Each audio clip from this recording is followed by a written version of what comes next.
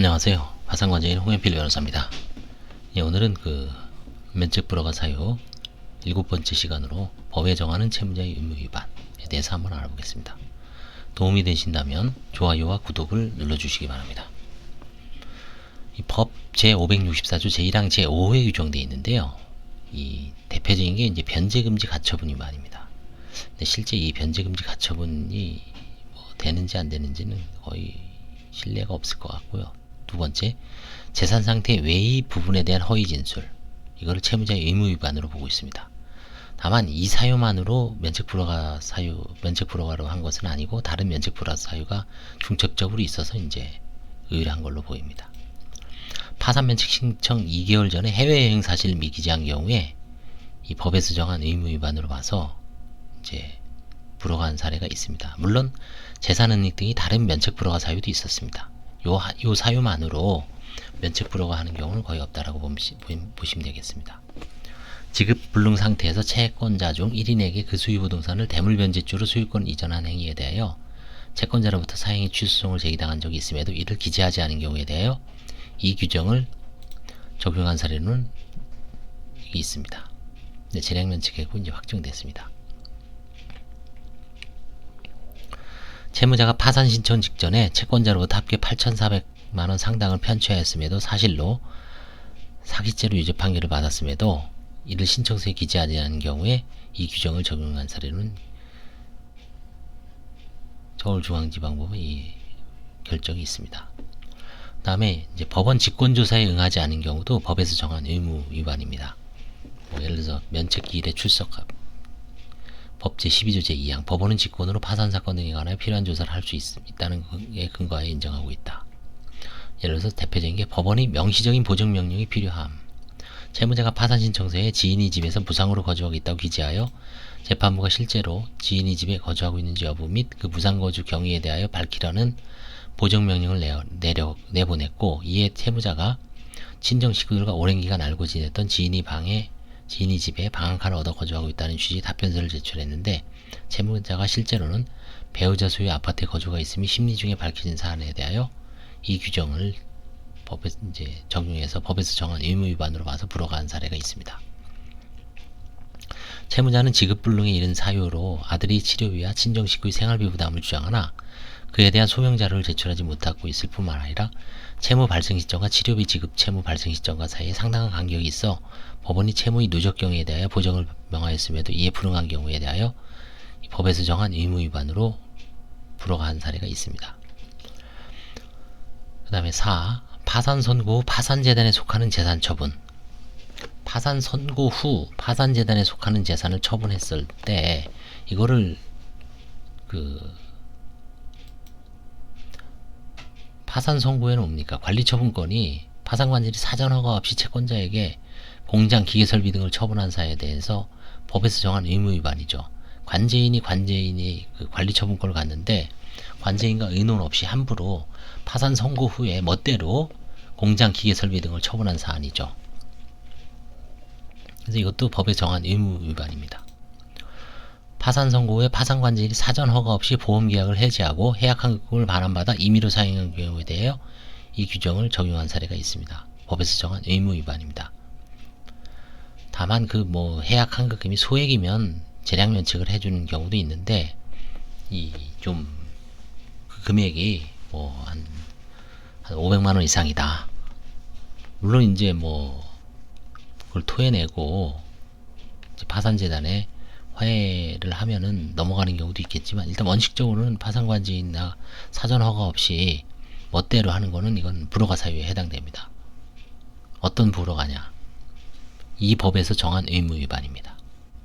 형사처벌은 안 돼도 면책 불허가 사유는 해당됩니다. 그 다음에 5항 친족 명의 재산에 대한 허위 진술이 문제. 친족 등이 보유한 재산에 대한 허위 진술은 원칙적으로 법 제564조 제1항 제3호가 정하는 재산 상태에 대한 허위 진술에 해당되지 않는 것이 대법원의 입장이었죠. 이 대법원 결정 이후 친족 명의 재산에 대한 허위 진술이 문제된 사안에서 여러 정황상 실질적으로 그 재산이 채무자의 소유이거나 재산 형성 과정에 채무자의 상당한 기여도가 있는 것으로 볼 여지가 있어 법원이 이에 관하여 설명을 요구하였고 자료 제출 명하였으나 채무자가 이에 응하지 않은 때는 이 규정을 적용하자는 견해가 있고, 법에서 정한 의무 위반, 항고심에서도 같은 입장을 취하고 있는 것으로 보인다. 왜냐하면 친족 재산에 대해서는 이제 설명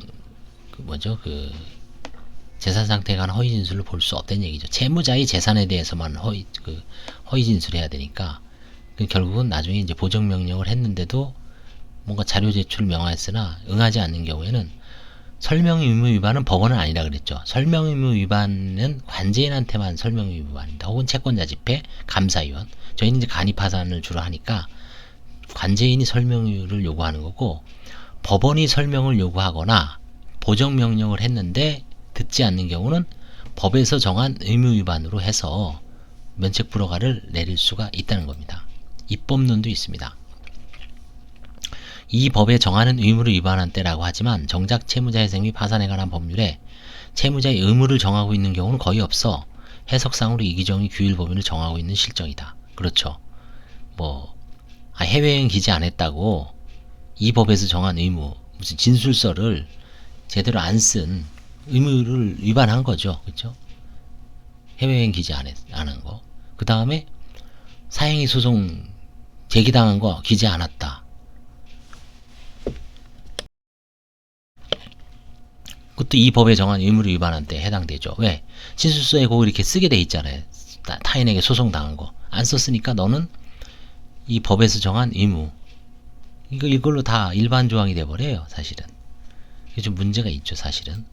그래서 채무자 회생 및 파산에 관한 법률에 이 규정이 적용돼서는 채무자의 의무를 명시적으로 두는 것이 바람직해 보인다. 채무자의 의무를. 향후 이제 입법론을 국회에서의 몫입니다. 이거를 좀 구체적으로 좀 사안을 나눠서 채무자가 어느 때 의무, 예를 들어서 집회기일에 출석을 한다든지 출석을 시킨다든지, 그 다음에 신청서를 성실하게 기재하고 제대로 기재하지 않을 때 불허가 사유로 한다든지, 뭔가 의무를 명시적으로 두는 것이 바람직해 보이다는 입법론이 있습니다. 자, 법에서 정하는 채무자의 의무 위반은 제564조 제1항 제5호에 규정되어 있습니다. 이것은 형사처벌을 받지는 않습니다. 형사처벌은 받지는 않지만 크게 5가지가 있습니다. 변제금지 가처분 위반, 재산상태 이외의 부분에 대한 허위 진술, 사망이 뭐였죠? 법원 직권조사에 응하지 않는 경우, 4항 파산 선고 후 파산재단에 속하는 재산 처분, 관제인과 의논 없이요. 5항 친족 명의 재산에 대한 허위 진술, 이걸로 이제 규율한다는 얘기죠.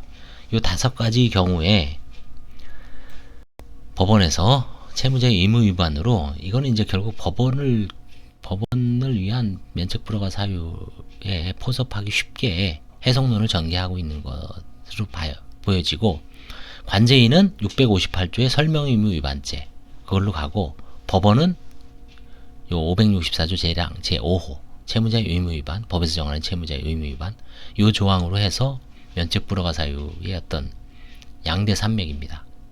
뭔가 좀 허위 기재하고 이런 부분에 대해서 관제인은 658조 설명 의무 위반, 법원은 요거. 그래서 알아두시고, 크게 요 5가지 변제금지 가처분 위반, 이거는 좀 생각하기 힘들고요. 재산상태 이외의 부분에 대한 허위 진술, 여기 사례가 쭉 나왔죠. 여행한 사실 기재 안 하고, 소송한 거, 그 다음에 대물 변제하지 않은 거, 그 다음에 사기죄 유죄 판결 받았음에도 안 한 거, 법원 직권조사에 응하지 않은 경우, 법원의 보정명령 거부한 경우, 그 다음에 파산 선고 파산재단에 속하는 재산을 임의로 막 처분한 경우, 친족 명의 재산에 대해서 허위 진술을 한 경우에 이쪽을 통해서 불허가를 내릴 수 있다 라고 해서 이 5가지를 좀 알고 계시면 도움이 될 겁니다. 자, 오늘은 여기까지 하고요. 도움이 되신다면 좋아요와 구독을 눌러주시기 바랍니다. 감사합니다.